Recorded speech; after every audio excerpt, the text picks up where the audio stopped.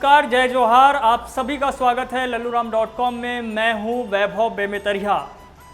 नवरात्र के इस विशेष मौके पर हम आपको बता रहे हैं रायपुर के देवी मंदिरों के बारे में।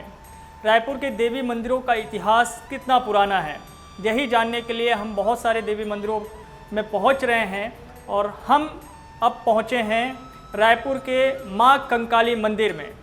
रायपुर के ब्राह्मणपारा स्थित माँ कंकाली मंदिर का इतिहास कितना पुराना है, ये जानेंगे पंडित आशीष शर्मा से। आपका बहुत स्वागत है आशीष जी। पंडित जी, ये बताइए कि माँ कंकाली मंदिर का जो इतिहास है वो कितना पुराना है? माँ कंकाली मंदिर का जो इतिहास है आज से लगभग 700 साल पुराना है। 700 साल के पूर्व पहले माँ कंकाली मंदिर का निर्माण करता महान जी थे, जो कृपालगिरी है, जो नागा सन्यासी थे।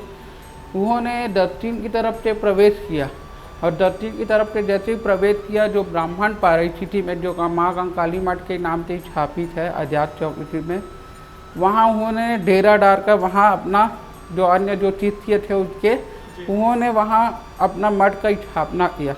और मठ की स्थापना के दौरान माँ की आराधना तपस्या में जो भी लोग की आराधना करते थे उन लोग वहीं लीन रहते थे। तो माँ ने एक दिन नागा सन्यासी जो महान जो कृपालगिरी है, जो उन्होंने माँ ने स्वप्न दिया और माँ का आज्ञा का पालन करते हुए नागा सन्यासी ने तालाब की खोदाई की।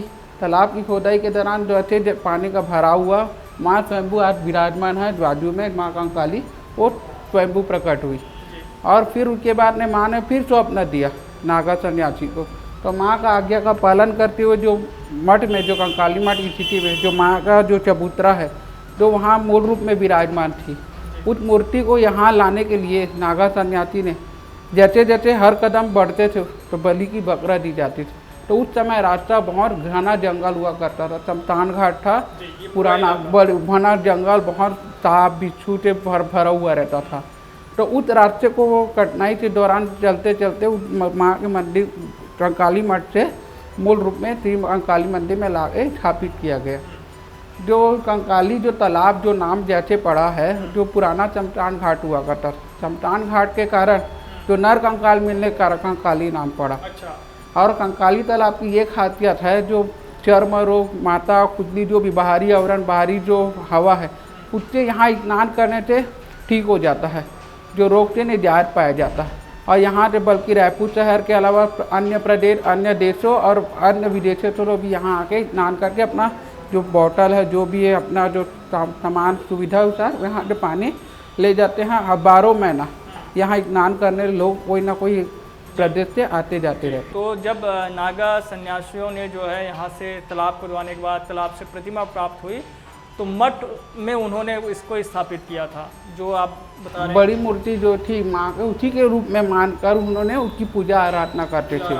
तो माँ ने उसी के सहारे से उसको स्वप्न देकर तालाब की खोदाई की जाए। उन लोग माँ ने जैसे जैसे रचयिता किया उस हिसाब से जन कल्याण के लिए ही तालाब की खोदाई की। आज तालाब ऐसा है कि कंकाली तालाब अन्य तालाबों के लिए सहायक रूप है।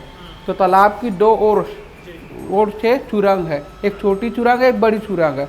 एक छोटी सुरंग जो आपकी बाएं दाएं तरफ जाती है, वो आजाद चौक स्थिति हनुमान जी का बावली सुरंग बोलते हैं, वो रास्ता का अपनाती है। और इस तरफ की जो रास्ता है, जो कंकाली तालाब के ओर के बूढ़ा तालाब, महामाया मंदिर का जो बावली, नरैया तालाब, महाराज बन को ना जोड़ती है।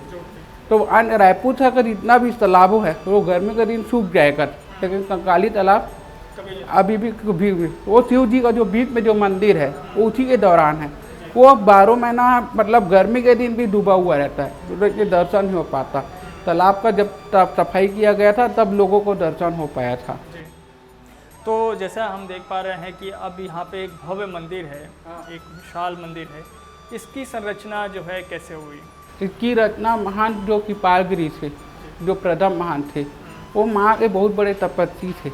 जो माँ ने जो कन्या रूप में उसको आकर दर्शन किया, तो उसको लगता था, उसको आभार घमंड, मैं इतना पूजा इतना वो करता था, तो माँ तब मुझे दर्शन, तो माँ कन्या रूपी में आई।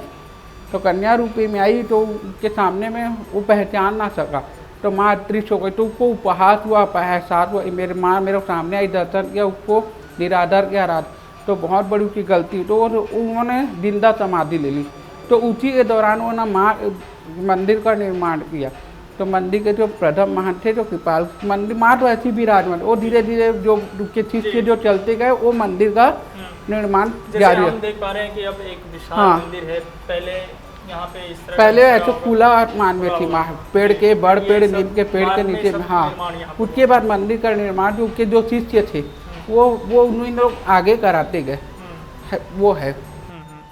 तो अभी जैसे आप बता रहे हैं कि जो मठ है, जो कि आज़ाद चौक पे स्थित है, तो उस मठ के बारे में भी कहा जाता है कि साल में एक बार ही उसका आप दर्शन कर सकते हैं। दशहरे के दिन साल में एक बार खोला जाता है। जो साधु सन्यासी जो थे, जो मठ में ही स्थापित थे, जो पहले क्या है, बाहरी शत्रुओं का ना आक्रमण होता था, उन लोग उस अस्त्र शस्त्र के द्वारा, उनके भी जितने भी चीज से अपने जो भी है, वो बाहरी मतलब मराठा साम्राज्य और अंग्रेजों का शासन था, तो अपने एरिया की रक्षा के लिए अस्त्र शस्त्र का उपयोग करते थे, बाहरी लोग को भगाते थे।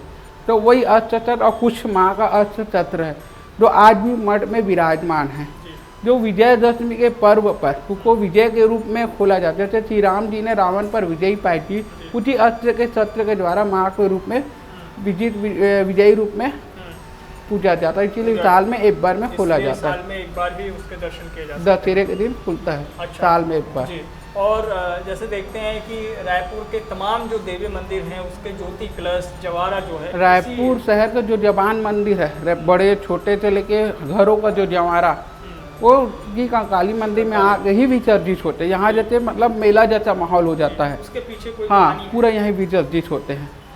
कंकाली मंदिर से जुड़ी हुई कोई और किस्से कहानी भी है क्या? कंकाली मंदिर के जुड़ी हुई एक कहानी जो सुरंग वाली आपको बात बताए, जो राजा महाराजाओं की कुल देवी और कुल देवता होते थे, उन लोग कुल देवी देवताओं की दर्शन के लिए अपने अकेले रूप में आना चाहते थे, अकेले गुप्त रूप में, तो सैनिकों के साथ नहीं आ सकते थे। अगर उन लोग अकेला आना चाहते थे तो उन लोग को बाहरी शत्रु का आक्रमण का डर रहता, तो उन लोग गुप्त रूप से सुरंग बनाते थे। पहले गुप्त रास्ता, गुप्त उसी के सहारा से हम लोग कुल स्नान करते थे माँ का, और माँ का जो भी उन लोग को पूजा, उस समय बहुत बड़ी बड़ी सब मतलब शक्ति साधना तो मतलब जागृत रूप में थी, उसी द्वारा माँ का आराधना करना, माँ से जो भी करना, वो राजा। तो रायपुर शहर का जो छत्तीसगढ़ जो 16 जिला में बटा है, एक छोर रतन महानदी के उस पार रतनपुर आता है, एक छोर का थारू नदी का। तो राजा मोरा ध्वज के दो संतान थे, एक गढ़ उनको दिया गया, एक गढ़ इसको दिया। तो राजा मोरा ध्वज ने ही मंदिर का ये निर्माण किया, क्योंकि आराध्य देवी होती थी, जैसे महामाया, शीतला और दंते, समकालीन देवी माता मंदिर, ये दोनों मिलित रूप में आगे पीछे है। मंदिर को लेकर के एक और जो बात कही जाती है कि जो जोत है, माई जोत है, वो जो है मध्य रात्रि, माई जोत जो है, जो मध्य रात्रि अष्टमी के हवन होने के बाद मध्य रात्रि को किया जाता है। उसे कोई ना देखता है ना कोई कुछ करता है, उसको जैसा क्या होता है वो गुप्त रूप में होता है, उसकी किसी को जानकारी, ज्योतिष कलश की कोई भी दर्शन नहीं होता।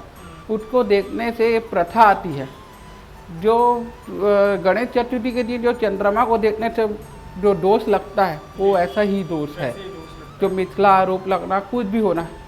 तो जब कृष्ण भगवान ने धोखा तो उसको देख लिया था, तो उसको उसका आरोप लगा था, मणि चुराने का आरोप, तो वो कलंकित वैसा ही है। तो जोत को कोई नहीं देखता, माँ अपने कैसा जा रही क्या कर, माँ अपने रूप में, फिर वो सामने वाला भी कर रहा है, उसको कुछ नहीं पता होता क्या है कैसा, वो गुप्त रूप से होता है। अभी हम देखते हैं इस कंकाली मंदिर के परिसर में और भी बहुत सारे जो है मंदिरों का निर्माण भी हुआ है, और आसपास अब तो काफ़ी आसपास जो मंदिर का निर्माण है, जैसे हमारे संकट मोचन यानी दक्षिण मुखी हनुमान जी है, और भवानी शंकर माता का मंदिर है, शिव जी पार्वती है, और ये सामने में जो महंत जी थे प्रथम महंत पालगिरी, उसकी समाधि आज भी जीवित रूप में विराजित है। और जो कंकाली मठ में और भी जो समाधियाँ हैं जो कि चीज है वो विराजित, वो दशहरे में साल में एक बार दर्शन होता है। रायपुर के ऐसे ही अन्य देवी मंदिरों के बारे में भी आपको बताएंगे और दिखाएंगे कि रायपुर का जो इतिहास है मंदिरों को लेकर के वो कितना प्राचीन और पुराना है।